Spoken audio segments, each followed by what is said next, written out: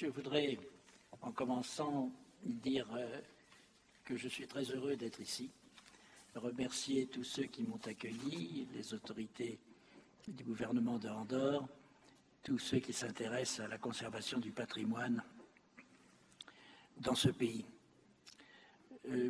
Ma seconde remarque préliminaire, c'est que je suis anthropologue, que je n'ai pas d'attache institutionnelle avec les responsables de la réflexion instituée sur le patrimoine.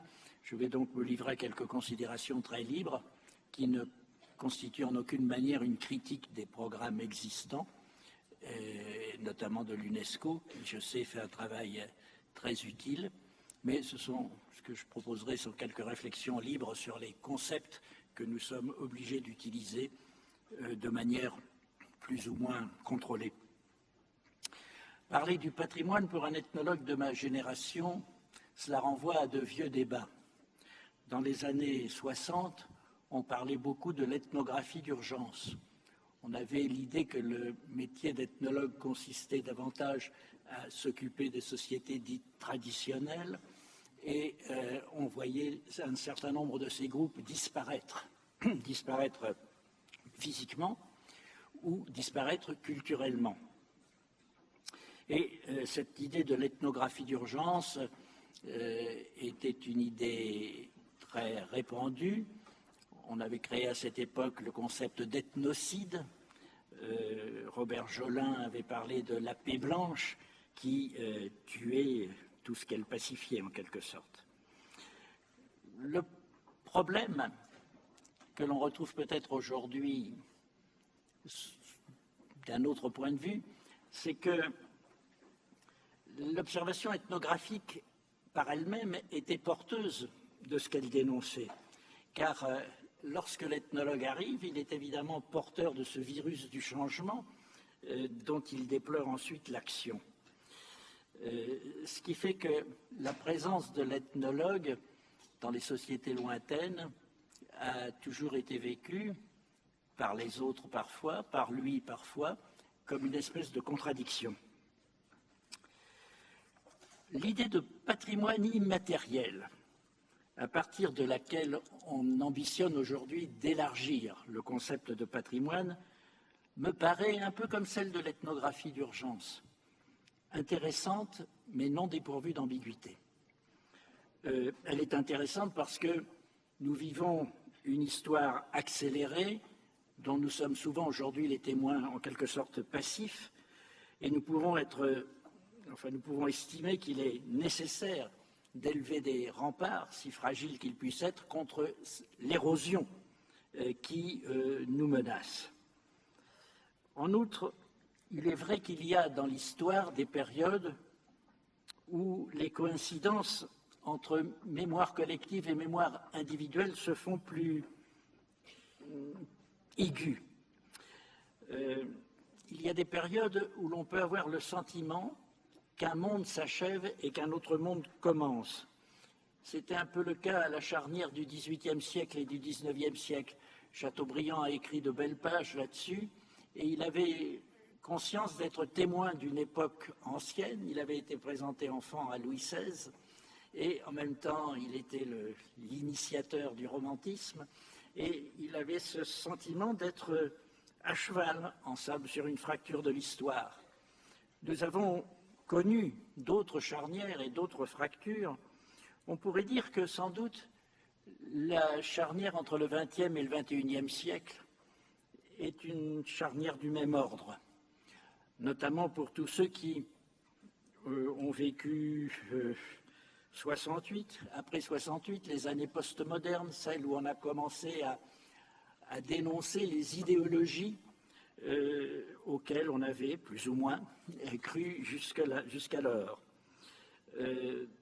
Et on a commencé aussi à prendre conscience des menaces dont était porteur le nouvel ordre global en formation.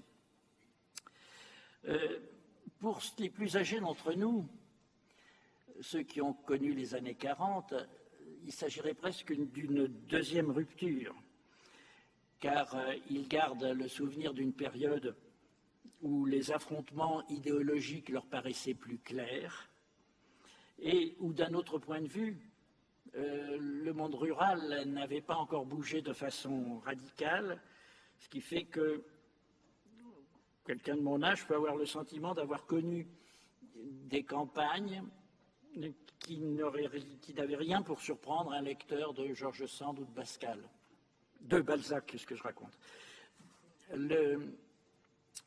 Des ruptures et des charnières de ce genre ont des équivalents sur tous les continents. Et la planétarisation en cours, la planétarisation de l'histoire, tend à les rapprocher les unes des autres, à les faire coïncider. Il est donc fatal, normal et compréhensible que le souci de lutter contre les diverses formes d'érosion mémorielle se retrouve un peu partout. Bien entendu, on ne peut pas collecter l'ensemble des émotions individuelles qui ont pu donner une couleur particulière à tel ou tel événement. Mais quelquefois, on s'en rapproche. Je pense aux photographies que certains ont prises. L'agence Roger Violet, dans les années 30, on a pu republier il y a quelques années tous ces clichés qui ont su saisir au vol le sourire fugitif, inquiet, timide, d'une manifestante du Front populaire en 1936, ou bien un peu plus tard de réservistes embarquant à la gare de l'Est en 1939 sous l'œil un peu perplexe de la famille. Il est plus aisé aussi de recueillir des témoignages plus collectifs, soit par leur mode d'élaboration, soit par le type de réception dont ils ont été l'objet. Je veux dire qu'évidemment, le patrimoine matériel que constitue la ville en elle-même est quelque chose de fondamental. Nous avons tous, d'un autre côté, en tête des chansons, des refrains qui sont associés à des périodes particulières de notre vie et de notre histoire, de l'histoire plus large. Donc on prend d'autant mieux cette volonté qui s'exprime aujourd'hui de relier le présent au passé et de lutter contre les effets de rupture, car nous vivons dans un monde où les diverses technologies de communication et d'information privilégient une sorte de présent perpétuel. Nous sommes à l'âge, a dit Paul Virilio, de l'instantanéité et de l'ubiquité. Instantanéité, c'est une manière de dire que nous sommes dans le présent et nous expérimentons tour à tour la difficulté de rendre le passé compréhensible et d'imaginer l'avenir, de le rendre possible. Il y a d'autres facteurs qui interviennent, l'allongement moyen de la vie, l'accès rapide des nouvelles générations aux nouvelles technologies, qui, d'une certaine manière, creusent l'écart générationnel. Or, nous savons bien que la ségrégation, l'enfermement sont nocifs, aussi bien en matière temporelle qu'en matière sociale. Aucune identité ne peut se construire sans altérité, nul présent ne peut se bâtir sans passé ni perspective d'avenir. C'est donc là-dessus qu'il faut réfléchir et on comprend très bien que la réflexion sur le patrimoine s'inscrit dans cet effort. Néanmoins, l'idée de patrimoine immatériel, qui s'impose a priori comme une mesure salutaire, est porteuse d'ambiguïté, comme l'ethnographie d'urgence, comme la notion même de culture qu'utilisaient et qu'utilisent encore les ethnologues. Deux questions. Où commence et où finit le patrimoine immatériel?